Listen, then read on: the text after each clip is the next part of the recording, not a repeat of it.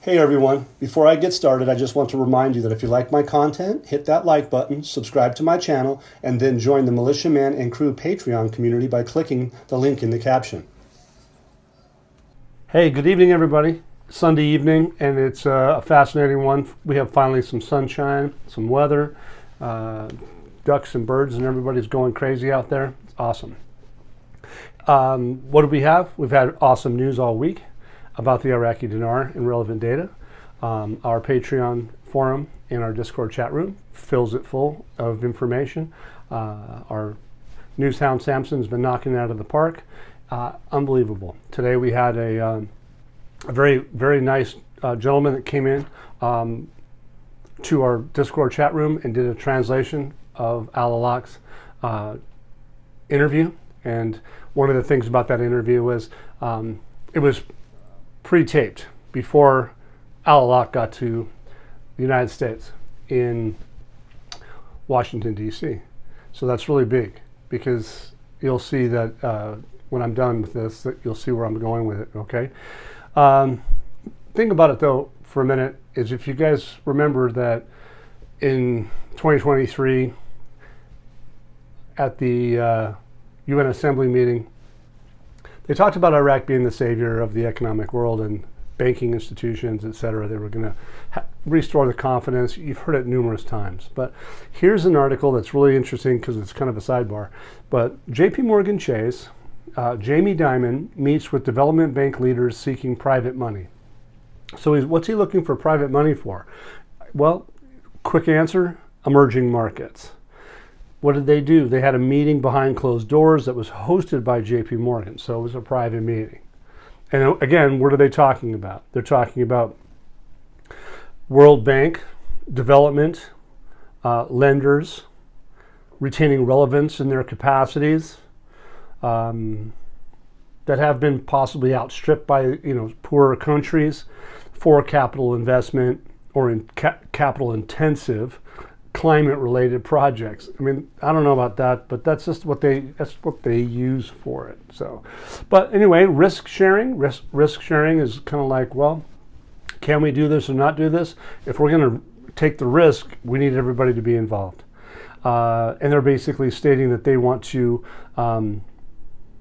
move into this emerging market. I think Iraq is one of those emerging markets that they're speaking of, because again, Iraq was showcased as being a emerging market and one that would save the financial system.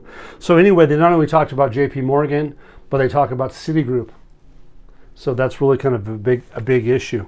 So anyway, the topic on this in Patreon, go to www.patreon.com/MM and go to JP Morgan Chase and Company.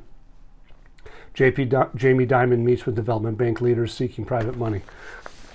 Well worth the read, okay? Because it gives you the impression that the biggest banks in the world are looking to do what? Banking in the emerging markets. There's probably quite a few of those banks that are going to be involved, and it could be with quite a few countries. So there's another article out that it's going to be, I believe it's about the HOR, House of Representatives. The House of Representatives, or the Parliamentary Finance Committees, are awaiting on the arrival of the 2024 budget schedules. And when are they doing that? They're looking at having them during this month. This month has got a few days left, a week or so. Says the chairman of the Finance Committee received today the chargé d'affaires of the German embassy. Main focus here is we're waiting on the arrival of the 2024 budget schedules during this month, and they're stressing that the effort to correct the path of the budget by maximizing non-oil revenues, encouraging the private sector, and reducing operational spending. So they basically are stating that the German companies that want to enter the market invest in various sectors, most notably the production and improvement of the electrical energy. So the HOR has basically told you that they have an expectation of the schedules will arrive this month. Perfect. Well, what else is supposed to arrive this month? Salaries are supposed to be paid this month. Oil pipelines are supposed to start in Turkey. We have meetings with Turkey tomorrow. So that's just a key point, but that's a fascinating one. there's the articles that come out from the Ministry of Finance. And who's involved with the Ministry of Finance? Taif Sami. She's confirmed that the work to improve the effectiveness of planning and implementation of this general budget is to reduce current expenditures and increase non-oil revenues. Kind of a mirror of what the German article was about.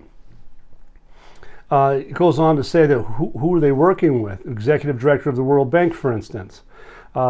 They're also congratulating this gentleman on to his new position at the World Bank.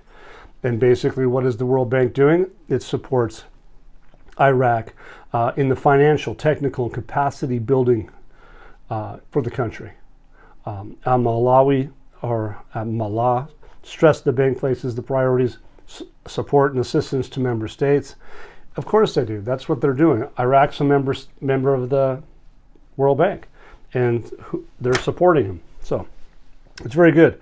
The bank's readiness to support the projects with Iraq in financial and economic fields, especially in supporting the railway project for the development project. So the railway project, development project, all in one. Who's involved? World Bank. And they're all doing this when? Now? It's powerful that they're doing it all at once.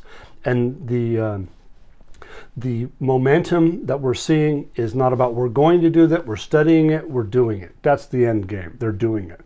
It says the minister and her accompanying delegation also met as part of the series of the spring meetings.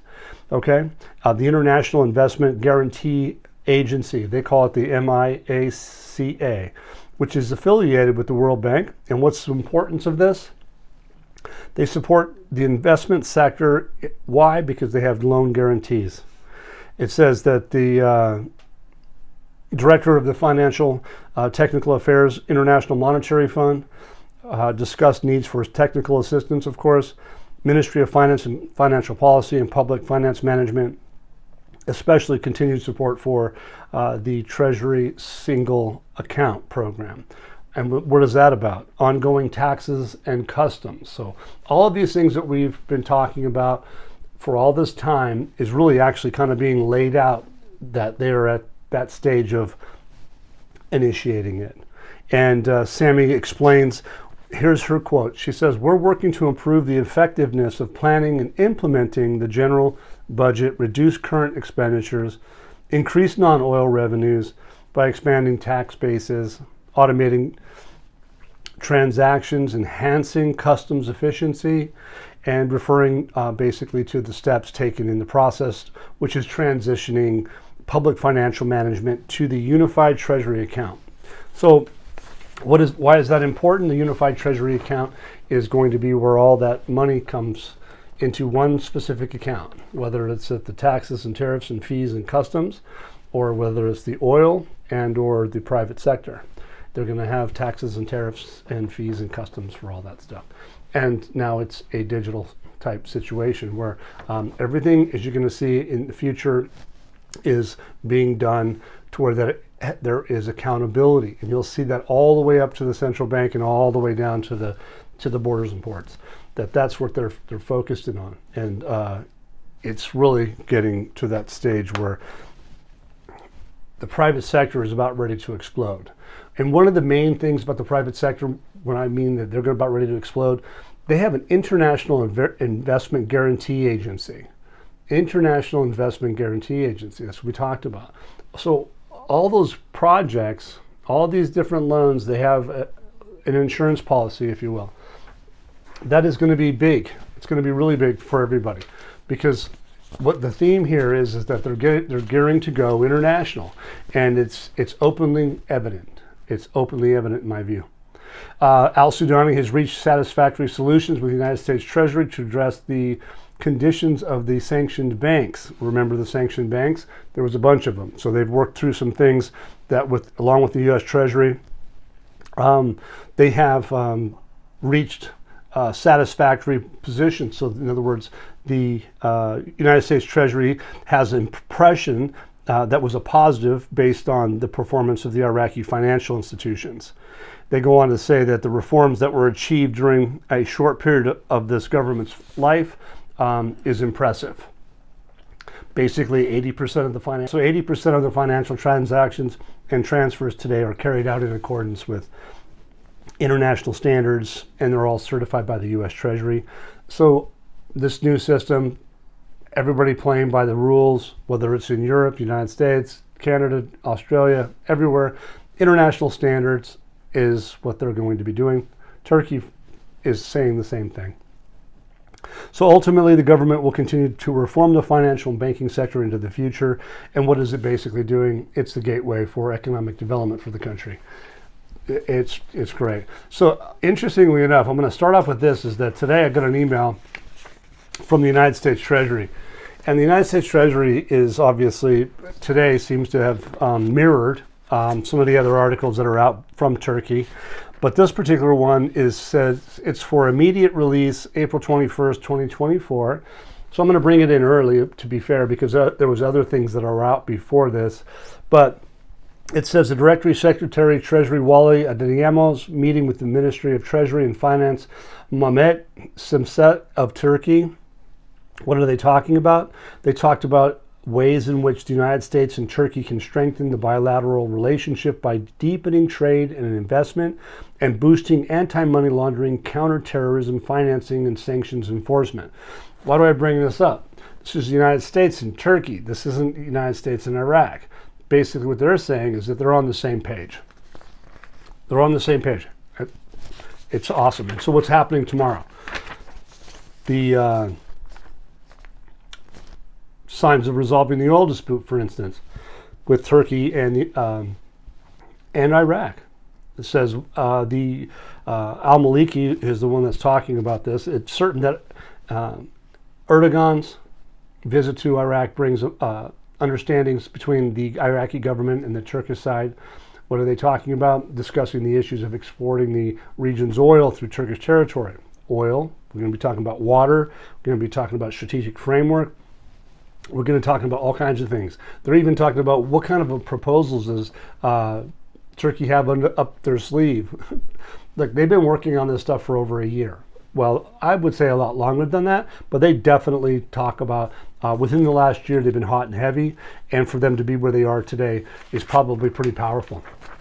This article here basically talks about what? Water concerns. It's the water file. They're talking about a quadripartite Iraqi, Turkish, Qatari, Emirati. What do you call it?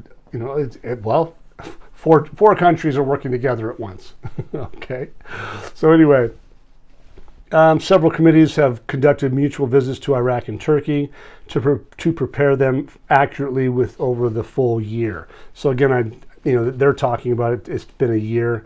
It will be the beginning of zeroing out the problems between Iraq and Turkey. I find that to be very interesting because they shut the oil pipeline down for a year. The one in Kirkuk has been many, many years.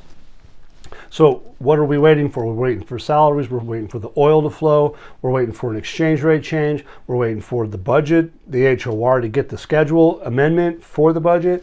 All of these things, that's what we're waiting for. And obviously, we're going to see what Al-Alaq had to say in a pre-recorded, prior to being in the United States interview. Basically, these guarantees are going to be implemented. Everything that they have, these investment guarantees, they're talking about there will be guarantees for the implementation. And so the Turkish side is talking about that in the various fields. There will be a big surprise during this visit. So that's tomorrow. Why would there be a big surprise? I don't know, World Trade Organization, will there be an exchange rate change? Well, there's got to be something that's big, but they point out there will be a big surprise. They say that they believe that they will witness a signing of a strategic agreement on the water file. So that's huge. What's it going to do? They say it's going to bring good news and a surprise, which is going to be what? Great for the Iraqi people. That's the quote. So anyway, the presidents, the ministers of transport from the countries of Qatar, the United Emirates, are in preparation for concluding the quadripartite agreement to begin laying the foundations of the development path. Well, what's the development path? Turkey's really hot and heavy on the Development Path Road project. There's going to be a massive amount of trade. There's a lot of people out there that think that Turkey's probably going to get a better deal than Iraq. We'll see. We'll see how that goes. I think that regardless, at this stage of the game, and after a year of consultation and all that, I think that tomorrow's going to be a really fascinating day. And even between now and then could be fascinating. We really don't know, but we're really pretty much feeling like what we've seen so far is actually literally watching history in the making, because the Development Road Project, they're not my words. They said it's a worldwide initiative, and it's basically global. So here we go. Let's see how this turns out. The President of the Republic, which is Jamal Rashid, he says that they're stressing the importance of strengthening relations and the cooperation between Baghdad and Ankara, promoting joint action on the international and regional levels to consolidate security, stability, and peace in the region. They're keen on establishing relations in brotherly, friendly countries based on respect for sovereignty, non-interference in internal affairs. So basically, what is that talking about? That's security. So we're going to have to see how that turns out, because obviously there's some big players in this. And what is it about? It's about money. So what are they talking about in this? It says calls to exploit Erdogan's visit to Iraq, and the specialist sends a message to the government. They say that this is a very large volume of trade between both countries. There is a Turkish need for Iraq, and this matter must be exploited by the Iraqi negotiator. So effectively what they're going to get in brief is that they're talking about going into this deal with the strength. They're saying that the negotiator needs to be strong. They also use in previous articles about showing up with strength. 1310 is not strength. Having a rate. United States of America just had a huge week with Al-Sudani, hammering home deals. Strategic Framework Agreement adjustment that includes the largest names in the United States of America coming into Iraq. What are they doing with Turkey? They're having a strategic framework agreement. And what are they going to be doing? They're going to be talking about similar things: business, energy, security. And so we'll leave that alone. But the bottom line is, here it says the visit must be used to resolve outstanding issues, indicating that the talk and negotiations must be from a standpoint of strength. That's what they said. And the main access, for instance, is to not be fleeting, or in effect, not a passing visit. It's not a one-off. This is big. And so that's what they're saying. So that's good information. And let's see here. What do I have for the last? The next meetings with the United States side will be held in Baghdad. So they had meetings in the United States. Al-Sudani, 130 people, delegations, mini airplanes, flew into the Washington area, traveled around the country. Maybe not everybody, but Al-Sudani visited, places like Houston, Michigan, all of those things to talk about wealthy people, talk with wealthy people and big business. For what? To come back home and or to join us in reconstruction development for the country of Iraq. So that's really big stuff. But so now they're talking about Iraq's going to be center stage, and now the United States or other entities from the U.S. will show up. And we'll talk about the implementation portion of what they've done. And that is huge, because they're going to need something, just like the oil to move. They need valuation for that. They need valuation for contracts. They need all that. And that's what I think that we're going to see here shortly, is that Al-Alaq has basically informed us. The meetings are fruitful, and we produced very important results, but the upcoming meetings will be in Baghdad to start implementing the mechanisms of the agreements concluded in the United States. So all meetings in the United States were successful because of the reaction by all the parties. So everybody was in on the same page. Everybody was. Which you guys saw that the motorcades and all that good stuff is phenomenal. So basically, Iraq announced during the visit that there are great investment opportunities for American companies and were made by and between Iraq and American investors. So here we are. What's going to happen? It's going to be easy to deal with government companies and their instructions. And as we go forward, the Parliamentary Paradise article, Iraq has regained its regional role in the impact of the world. So Iraq has regained its regional role and its impact to the world? Absolutely. That's what they're saying today. So they're giving you the heads up that what we've done is going to get you to their aspirations. Iraq will regain its regional and global role and exploit the situation to be a mediator between America and Iran to ease tensions. That's what Iraq has always done. Iraq has always been a mediator, always have done that, and they're looked upon as specifically just that. So here's a transcript of Al-Alaq at the Central Bank of Iraq, and today was the 21st, 2024.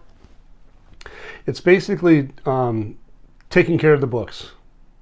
Article 8, if you will, gearing for that. They mentioned a thing called multi-dollar or mufti dollar, depending on the definition of a translation.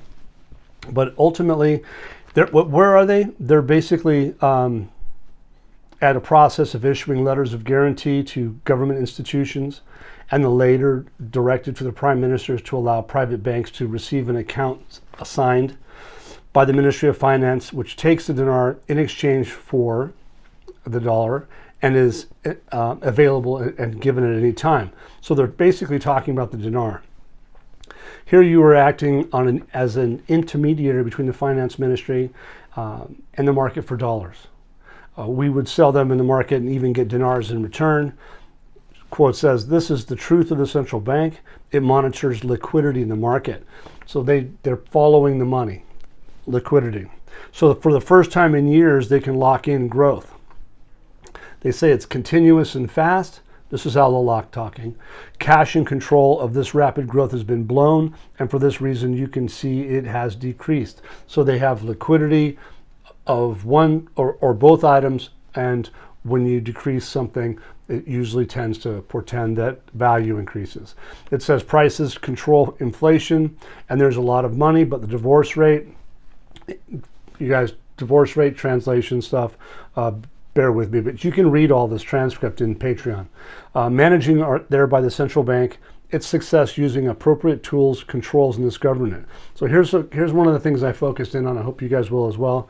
It says we have a strong and ongoing relationship with the International Monetary Fund, and we attend the periodic meetings that take place at the same time as we attended the meetings with talks with the IMF. Okay. It says they have support. There will be errors in some financial and process of correcting some of those structures, and we have that in place. It says a group of axes that work together to put them in the correct and sound framework. So they've been working with the IMF. They had some issues or will have issues going forward, but they can monitor all of that. And they're saying this particular part where I believe this is Al-Alaq saying, "By God, you present to them, my father, a letter signed by the governor of the central bank, Ministry of Finance, to the fund, and the desire begins." End of course. So what does that mean to me? That's talking of Article 8, capital controls, ceasing money laundering, and inclusive of revenues from electricity, agriculture, all of that stuff. What do they mean by the multi-dollar? We're going to talk about that. And they go on to say that, that they're talking about the IMF visit soon, talking of their reforms, their issue of combating money laundering, and they go on through all the reasoning why, but I already told you that that's basically what that's about. They're saying here that all of these things that I mentioned through the IMF matter in reconsidering the structure of the state's revenues and expenditures in a way that ensures Iraq's ability to keep moving forward. And says there must be a direct clarity in determining this effect to be estimated. So they're going to have to get it specific, get clear, determining what the effects are going to be when it happens. Who are they talking about? World is talking about, well, now this particular article is about the International Monetary Fund, which basically is stating that their effects on this event, they're going to be the ones that dictate to some degree what Iraq's going to do. This is basically stating even the effect on these events, the net ratio will be very, very limited. And Al-Alaq is basically stating that I do not know the structure of these conclusions. But he's stating that the IMF certainly does have that data. So if you remember, some of these articles basically are telling us that they have assistance. World Bank, IMF, U.S. Treasury, Federal Reserve, assistance. Okay? Bank of International Settlements, they're having assistance. And so ultimately, where are we going with this? Al-Alaq is basically stating that they've got the control for the money laundering done. They're basically looking at, they've stopped the terrorism financing abroad. Their detailed procedures for the Office of Combating Money Laundering and Terrorist Financing through the central bank has taken serious. They've been very frank about it. And as we go forward to the end here, it says, it means no, I cannot be patient, my beloved. With the number he obtained from the relevant authorities, U.S. Treasury, IMF, World Bank, those are my words. Basically, so what that says is that with the number he obtained, relevant authorities, so he's basically saying, be patient, we're doing these things. It says here, though, that this means that the Integrity Commission would have been the first Ministry of Finance to be closer to these numbers. So the Ministry of Finance should be closer to these numbers, so they would have an understanding of about what those numbers are. Okay, the IMF would be dealing with them. So that's fascinating. So it says here, we must have $1 in your account, but as we have shown, the first stop is to receive the mufti dollar. And another one is definitely coming soon. So in other words, a change is coming. We wish you success in your visit to the United States. Key point, end of the topic of the video. It says, we wish you success in your visit to the United States. And you, our viewers, have reached the end of a new episode of the Iraqi program. So here they're talking about effectively increasing the value of their currency. They're stating that Al-Alaq is going to lean on the IMF for assistance, and basically stating that just be patient, and we're doing it. And it says with the number obtained from the relevant authorities, they can do it. The Integrity Commission is involved. The Ministry of Finance is involved, who is going to be closer to the numbers. And we must have $1 in your account, but as we have shown, the first stop is to receive the multi-dollar. I'm pretty stoked that you guys, if you think about it, it's been a very good interview. It was pre-recorded. Al-Alaq came to America and they pre-recorded this before he got here. I think that's phenomenal. What we believe is the mufti or the multi-dollar to be what? It sounds to be what they consider to be a revalued dinar. I think it's pretty powerful. So everybody, I hope you guys enjoyed my video tonight. Kind of a little bit, I hope it was fast and furious. So enjoy. And hey, if you like the content, of course, hit the subscribe button. And we have PayPal, Venmo, and Zelle if you'd like to keep the content moving. I think it's going to be great. Once again, guys, don't forget to hit that like button if you like this content. Subscribe to the channel or join us at the Militia Man and Crew Patreon community for even more exclusive content. You can also donate to this channel by hitting the links in the banner to help keep this page up and running. Your generous support is greatly appreciated, as always. Much, much appreciated. Thank you so much and have a great day.